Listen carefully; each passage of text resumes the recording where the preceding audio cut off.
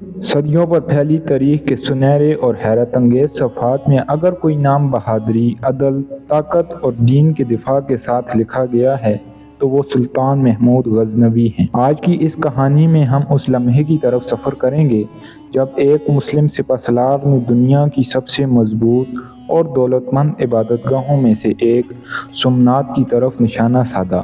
یہ صرف ایک جنگ نہیں تھی، یہ عقیدے، وقار اور طاقت کی وہ ٹکر تھی جس نے تاریخ کا رخ بدل دیا۔ آج ہم جانیں گے آخر سلطان محمود نے سومناتھ کا رخ کیوں کیا، راستے میں کون سی مشکلیں سامنے آئیں، سومناتھ کے دروازوں پر کیا مناظر دیکھنے کو ملے، ہندو تاریخ اور اسلامی ریکارڈ اس مہم کے بارے میں کیا کہتے ہیں، اور اس کامیابی نے سلطان کو غازی اور بت شکن کا لقب کیسے دلوایا۔ تو آئیے وقت کی دھول ہٹا کر 1025 کے اس لمحے میں داخل ہوتے ہیں۔ رات کا وقت، غزنی کے محل میں خاموشی طاری۔ سلطان محمود اپنے مشیروں، علماء دین اور سالاروں کے ساتھ بیٹھا ہے۔ خبر لائی جاتی ہے کہ سومناتھ کے مندر نہ صرف دولت کا خزانہ ہیں بلکہ وہاں مسلمانوں کے خلاف نفرت اور جنگی تحریکیں چلائی جا رہی ہیں۔ وزراء کہتے ہیں، جہاں پناہ سومناتھ ہندوستان کے عقیدے کا سب سے بڑا مرکز ہے، وہاں جانا آسان نہیں ہوگا۔ سلطان محمود خاموشی توڑتے ہیں، فتح صرف اس سرزمین کی نہیں ہوگی بلکہ اس باطل سوچ کی ہوگی جو اسلام اور مسلمانوں کو مٹانا چاہتی ہے۔ ہم ظلم کے جواب میں میدان نہیں چھوڑیں گے۔ سردیاں، برف، طوفان۔ سلطان محمود 40,000 سپاہیوں کے ساتھ سفر پر نکلتا ہے۔ سامنے پہاڑ، ریگستان، دشمنوں کے جتھے، راہ میں چھوٹے راجے، سب رکاوٹ بنتے جاتے ہیں۔ لیکن سلطان کا قافلہ رکنے کا نام نہیں لیتا۔ راستے کا ایک سپاہی کہتا ہے، ہماری تعداد کم ہے، موسم سخت ہے، واپسی ممکن نہیں۔ سلطان گھوڑے کی لگام کھینچ کر کہتا ہے، واپس صرف لاشیں جاتی ہیں، مجاہد آگے بڑھتے ہیں۔ یہ جملہ فوج کے خون میں بجلی دوڑاتا ہے۔ مہینوں کے سفر کے بعد اللہ کی زمین پر سب سے محفوظ سمجھا جانے والا قلعہ سومناتھ نظر آتا ہے۔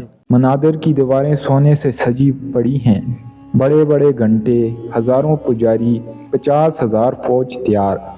مقابلہ اب عام جنگ نہیں رہا، یہ تاریخ کی سب سے فیصلہ کن لڑائی بننے والا لمحہ تھا۔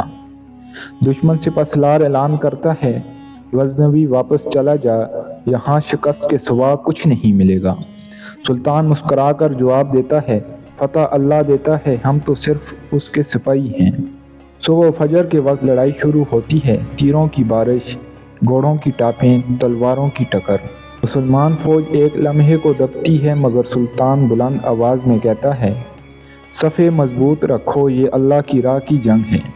پھر وہ قرآن اٹھا کر فوج سے کہتا ہے، جس کے پاس ایمان ہو اسے لشکروں کی تعداد نہیں ڈراتی۔ یہ الفاظ سپاہیوں کے دلوں میں آگ بن کر اترتے ہیں۔ کچھ ہی گھنٹوں میں میدان پلٹنے لگتا ہے، ہندو راجے پیچھے ہٹتے ہیں، دروازے ٹوٹتے ہیں، لشکر بھاگ جاتے ہیں۔ فتح کے بعد سلطان اندر داخل ہوتا ہے۔ ہال کے اندر سونا، موتی، ہیرے، دنیا کی دولت جمع ہے۔ پجاری حیران، شکست پر خاموش۔ سلطان بت کی طرف جاتا ہے۔ تاریخ بتاتی ہے کہ اس وقت لاکھوں کی پیشکش کی گئی کہ بت کو نہ توڑا جائے، لیکن سلطان نے کہا، میں دنیا کا تاجر نہیں، اللہ کا سپاہی ہوں۔ ایک بار سومناتھ کا ستون ٹوٹتا ہے، اندر سے خزانہ جھڑ پڑتا ہے۔ مورخین لکھتے ہیں، یہ صرف بت شکن نہیں تھے، یہ باطل طاقت کے غرور کا خاتمہ تھے۔